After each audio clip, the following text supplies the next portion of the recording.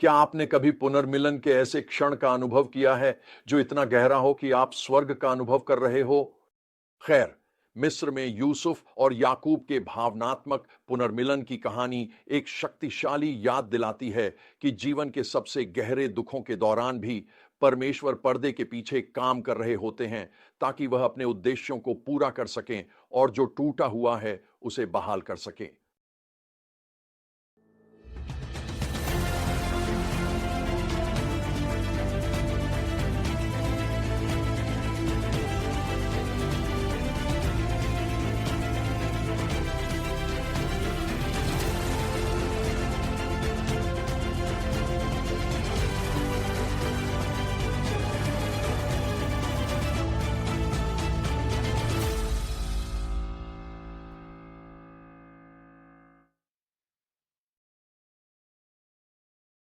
जैसे जैसे हम यूसुफ की इस अविश्वसनीय यात्रा का अनुसरण करते हैं, हम देखते हैं कि परमेश्वर के हाथ की सुंदर योजना कैसे याकूब के परिवार को मिस्र लाने में कार्य कर रही है।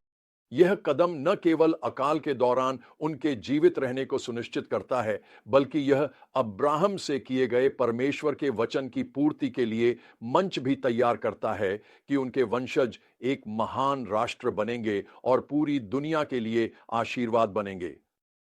परंतु इससे पहले कि यह वादा साकार हो, एक गहन चंगाई का क्षण आना आवश्यक है।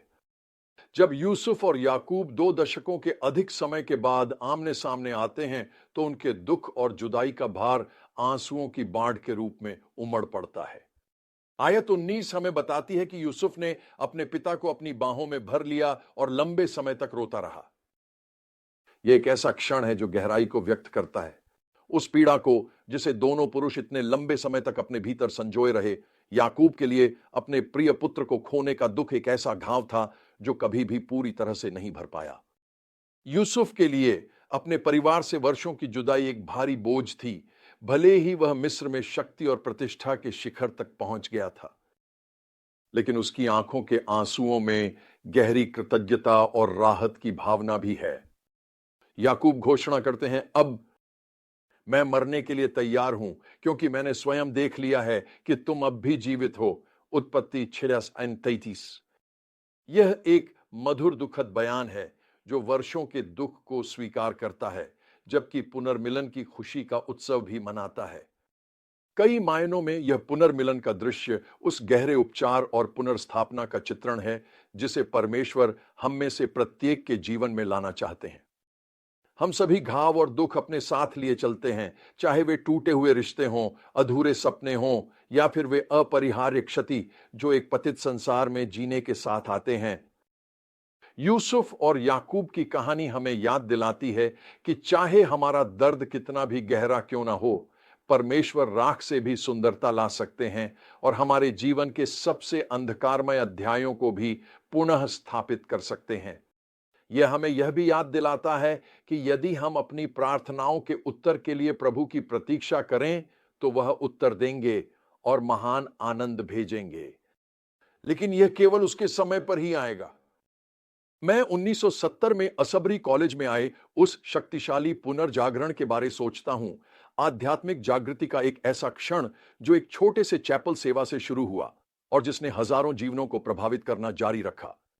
जब छात्र और संकाय सदस्य प्रार्थना और आराधना के लिए एकत्र हुए, तो उन्होंने परमेश्वर की उपस्थिति और शक्ति की गहरी अनुभूति की, जो उस पुनर्मिलन की एक झलक थी जो हमें अनंत काल में प्राप्त होगी।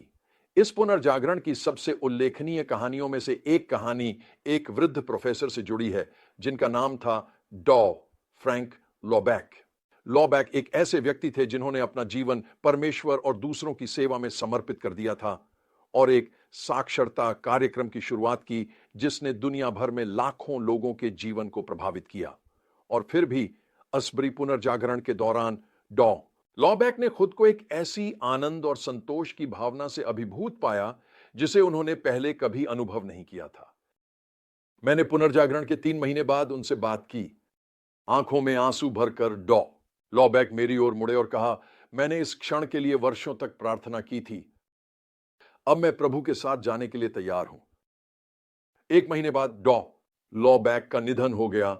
अपने जीवन भर के सपने को पूरा होते हुए देखने के बाद कई मायनों में लॉ बैक का अनुभव उस गहरी लालसा का प्रतीक है जिसे हम सभी अपने भीतर संजोए रखते हैं। एक ऐसी लालसा जो हमें परमेश्वर और एक दूसरे के साथ पुनर्मिलन की ओर ले जाती है, हर घाव के उपचार और हर आंसू को पोंछने की लालसा। ये वही लालसा है जिसे यूसुफ और याकूब ने अपने सांसारिक पुनर्मिलन में अनुभव किया, लेकिन इसका पूर्ण रूप से परिपूर्ण होना केवल अनंत काल में ही संभव होगा। लेकिन इसका मतलब यह नहीं है कि मेल मिलाप और पुनर्स्थापन की शक्ति का अनुभव करने के लिए हमें स्वर्ग तक इंतजार करना होगा। यूसुफ की कहानी हमें यह भी सिखाती है कि वर्तमान में बुद्धिमानी और ईमानदारी के साथ चलना कितना महत्वपूर्ण है और उन अवसरों और संबंधों का अच्छा प्रबंधन करना जिनका उत्तरदायित्व परमेश्वर ने हमें सौंपा है। हम इसे उस तरीके में देखते हैं जिससे यूसुफ अपने परिवार को मिस्र लाने की नाजुक परिस्थितियों को संभालता है, उनके बसने के लिए सबसे अच्छी भूमि सुनिश्चित करता है और ध्यान रखता है कि मिस्र वासियों के बीच कोई नाराजगी न उत्पन्न हो। हम इसे उस तरीके में भी देखते हैं जिससे यूसुफ अकाल में संकट का प्रबंधन करता है, अपनी परमेश्वर प्रदत्त बुद्धिमत्ता का उपयोग करके जीवन की रक्षा करता है और पूरे राष्ट्र के लिए आशीर्वाद लाता है। उसी तरह परमेश्वर हमें उन उपहारों और बुलाहटों का बुद्धिमान प्रबंधक बनने के लिए बुलाते हैं जो उन्होंने हमारे जीवन में रखी है, और हमें अपने प्रभाव और संसाधनों का उपयोग उनकी महिमा और दूसरों की भलाई के लिए करना चाहिए। यह एक बुलाहट है जो विनम्रता की मांग करती है, समझदारी और परमेश्वर के मार्गदर्शन पर भरोसा करने की तत्परता, भले ही आगे का रास्ता अस्पष्ट हो। तो यूसुफ और याकूब के पुनर्मिलन की कहानी आपको प्रेरित करे, सुलह की आशा को दृढ़ता से थामे रहने के लिए, उस परमेश्वर पर भरोसा करने के लिए जो टूटी हुई चीजों को पुनर्स्थापित कर सकता है, जो आपकी गहरी से गहरी पीड़ा से भी सुंदरता ला सकता है, और बुद्धिमत्ता व ईमानदारी के साथ चले, यह जानते हुए कि वही परमेश्वर जिसने यूसुफ के परिवार को मिस्र में पहुंचाया, आज आपके जीवन में भी कार्य कर रहा है, आपकी कहानी को अपनी महान मुक्ति योजना में बुन रहा है।